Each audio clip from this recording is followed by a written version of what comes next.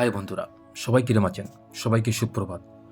আরও একটি বিজ্ঞানভিত্তিক চমকানো মতো ঘটনা নিয়ে আমি আজকে হাজির হয়ে গেলাম।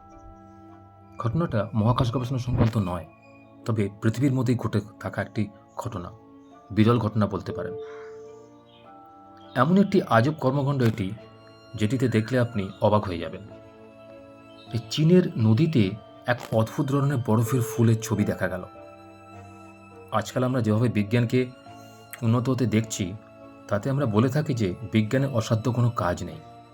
কিন্তু মাঝে মাঝে এমন কিছু জিনিস ঘটে যা বিজ্ঞানও বুঝতে পারে না যে কি হচ্ছে, কিভাবে হচ্ছে। এটাকেই হয়তো বলে প্রাকৃতিক কর্মকাণ্ড। সম্প্রতি এরকম এক বিস্ময়কর ছবি ইন্টারনেটে শেয়ার করেছেন নরওয়ের এক প্রাক্তন কূটনীতিক এরিক সোলহেম বলে একজন ব্যক্তি। ছবিটি উত্তর পূর্ব চীনের সংহুয়া নদীর উপরের এক দৃশ্য, যাকে এরিক বর্ণনা করেছেন বরফের ফুল নামে। কিন্তু কি এই বরফের ফুল? একটা নদীর মাঝখানে বরফের ফুল কিভাবে হয়, আসুন আজকে আমি জেনে নিই। মূলত টুইটারে শেয়ার করা ছবিটিতে দেখা যাচ্ছে যে সংহুয়া নদীর জলে উজ্জ্বল সূর্যের আলো পড়েছে। সূর্যের রশ্মিগুলি স্বচ্ছ বরফের কাঠামোর উপর প্রতিফলিত হয়ে ফুলের আকার ধারণ করেছে। এই ছবিটি দেখলে যে কোনো মানুষ মুগ্ধ হবেই। এরিক নিজেই ছবিটির ক্যাপশনে লিখেছিলেন যে বিস্ময়কর এক দৃশ্য। এটি উত্তর পূর্ব চীনের সংহুয়া নদীর উপর বরফের ফুল। কিন্তু এই বরফের ফুল নির্ভর করে আবহাওয়ার উপরে।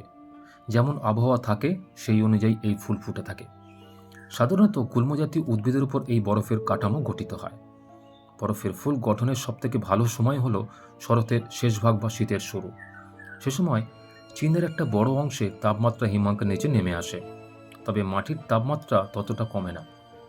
এই তাপমাত্রার পার্থক্যই বরফের ফুল গঠনের উপযুক্ত পরিস্থিতি তৈরি করে। আর এত সুন্দর ফুল তখনই ফোটে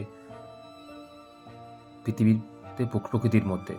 আর এর উপর সূর্যের আলোয় এই ফুলের শোভা যেন আরও কয়েক গুণ বাড়িয়ে দেয়। মনে হয় যেন হীরের মতো ঝলমল করছে এই বরফ ফুল। তবে শুধুই চীনে নয়, মার্কিন যুক্তরাষ্ট্রের বিধ্বংসী তুষারঝড়ের পর নায়াগ্রা জলপ্রপাত প্রায় হিমায়িত হয়ে গিয়েছে। এই বিশ্ববিখ্যাত জলপ্রপাতটির জল অধিকাংশই জমে বরফ হয়ে এই বিস্ময়কর দৃশ্য তৈরি করেছে। আর এই মধ্যে ড্রোন ক্যামেরায় তোলা ছবিগুলিতে দেখা গেছে জলপ্রপাতটির গোড়ার অংশ বরফ হয়ে সাদা হয়ে গিয়েছে।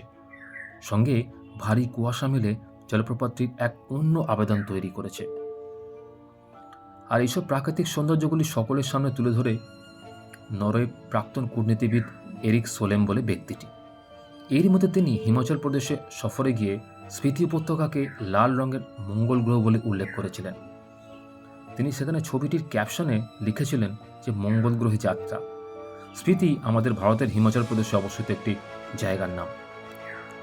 বন্ধুরা, আশা করছি ভিডিওটা খুব ভালো লাগলো। এভাবেই আমাদের সঙ্গে সাবস্ক্রাইব করে সঙ্গে থাকবেন, লাইক শেয়ার করবেন, আর কমেন্ট বক্সে আপনাদের কমেন্ট করতে ভুলবেন না। আপনার কি কোনো জায়গায় এরকম বিরল দৃশ্য দেখেছেন? যদি দেখে থাকেন অবশ্যই কমেন্ট বক্সে কমেন্ট করে জানান।